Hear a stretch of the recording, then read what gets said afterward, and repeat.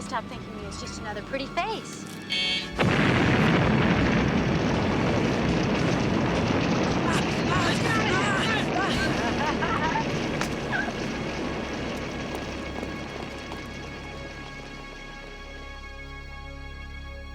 Before you go to prison, make damn sure you tell your friends what happened here today.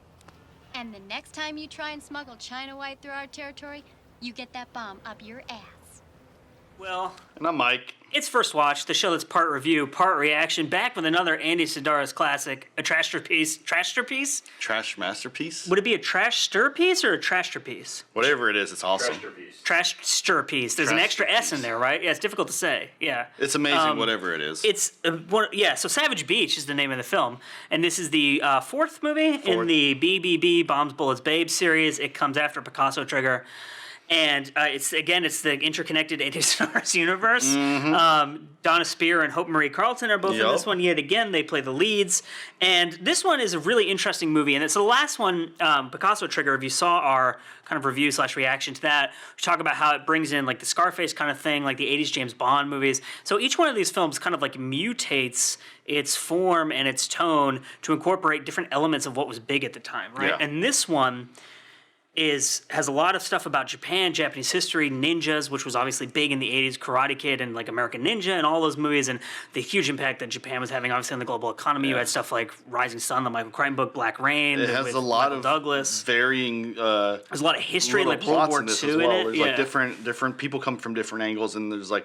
double crossing. And there's like a lost the sea and treasure all this thing, lost- right? Which is So, like Indiana Jones, The Goonies, yeah, basically Romance the of the plot Stone. is like there's like this lost treasure of gold. So the Japanese to find had it. stolen gold or something like that that they were transporting somewhere near Korea, China, and it got lost, and the rumor is that it ended up on an island being guarded by a Japanese soldier, but there's thousands of islands in that area, so no one really knows where it is or even existed. And so the setup to this movie, which has a ton of history in it, it's really interesting. There's a lot of setup in this. Like in the traditional Andy Sidaris movie, it's like, here's the first scene, here's some naked people, here's some explosions, let's go. Awesome. This one has like lots of setup. So like the U.S. Navy, there's like these guys who are kind of like doing extracurricular stuff for their own, kind of using like Navy radar and stuff and maps to try to find the gold. And then you have, there's like a Filipino communist resistance movement that wants the gold to fund their army. And then there's, is it Yakuza who are also after the gold? And then there's CIA. The CIA is after the gold. Involved, yeah. And then Donna and Taryn become involved because they are dispatched from Hawaii in their plane to bring medicine to this really remote island where there is a plague or something. There's a lot of sick typhoid people, fever right? or something. And they get caught in a storm. There's a and they crash. monsoon and their plane goes down and spoiler alert, they end up on the Japanese Gold Island where everyone converges. Yeah, and there's an old samurai dude and there's some ninja fighting and there's a lot of like action on that island. Because there's a lot of different styles. He's a samurai guy with a sword. There's like criminals with other swords as well. There's people with guns and automatics, and then there's like these two blonde girls running around. My favorite stuff in these movies is always when they're hiding in a bush and they're literally like a foot away from the main road, and you can clearly see them. Or they're like right next to the trail that someone is walking on. But then no one never sees get them and no one spotted. catches them. But then they team up with the Navy guy and the CIA guy, and like Taryn and the CIA guy start flirting with each other almost instantly. It's because pretty fun one of stuff. like the subplots to this, because this is the one where Donna and Taryn take the train, right? They're on the train and then they see those two cute guys at the train stop. Because Taryn is like always flirting with people in this movie, right? Yeah, That's like one of the subplots. Is this also the one where they're playing, Andy Sidaris is playing golf? He makes a cameo, I think, in this and he's one. like destroying some guy at golf, and then he makes the guy take Taryn out for dinner. Oh, yeah. And they go to the same restaurant that's in Malibu, or not Malibu Express, Hard Ticket to Hawaii. That might be in Picasso Trigger. That might be. They all kind of. We watched these like almost back to back, and But There's it a lot of doesn't hot chicks matter in it, because though, it's an right? interconnected universe. Yeah. It's like trying to remember which episode of a TV series something took place in.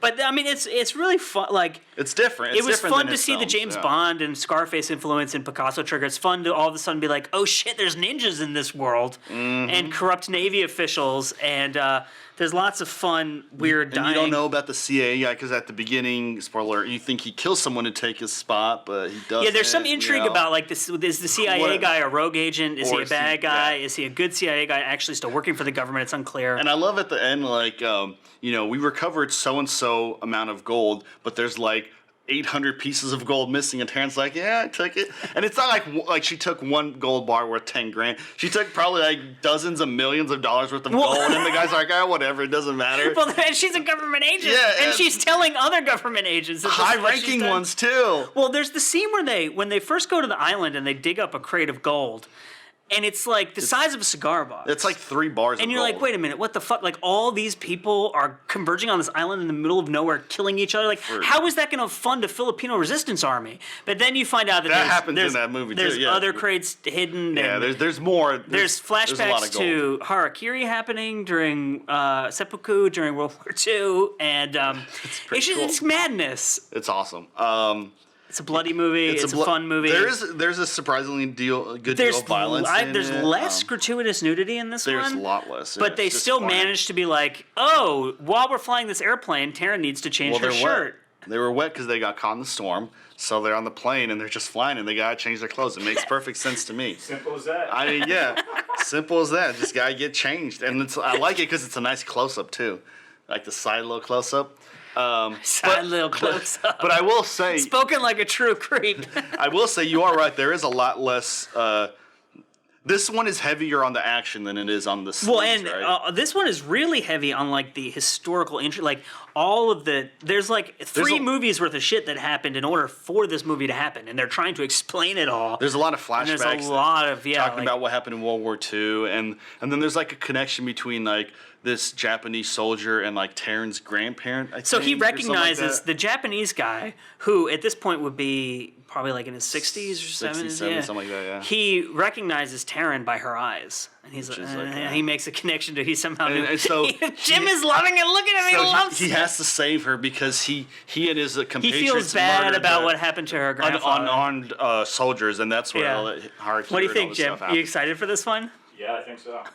It's pretty amazing. Wrap this up and go put it on right now. I'm down. I'm down too. I will watch it again. I just can't wait yeah. till I have all 12 in a row. And Marathon. we can just marathon like a terrible infant marathon where we just watch Hell all back yeah. to back to back, and we Because can we live have stream a it, projector. and we can live stream it and like, Live stream it. Live Why stream would us. we live stream so it? people can watch us watching it. It's like a satellite enjoyment that they can get from the joy that we get from the movie. Living vicariously through our Yeah. Cool. So, stay tuned for the Terrible Infant live stream Andy Sidaris BBB 12 film marathon. Amazing. If they're putting out 2 every 2 months, then in 2 years we'll have them all. No, 1 year. Your math is I not don't even know. very way off. Maybe like 6 months we'll have them all. So yeah, we're not mathematicians here. No, but, it'd be a year if it's 2 every 2 months because that would be 1 every month, and there's 12 of them. yeah, but there's already 4 out and 2 more in September. Right, but I'm saying from when this first one Well, came yeah, out but would be this a isn't year. The first yeah. one. Anyway, okay. go check out this movie if you like hot Savage chicks, Beach. action, Andy Sidaris 80s stuff. movies, trash movies, B movies, grindhouse movies, ridiculous movies, ninjas, Hell yeah. etc. Thank you. Bye. Bye.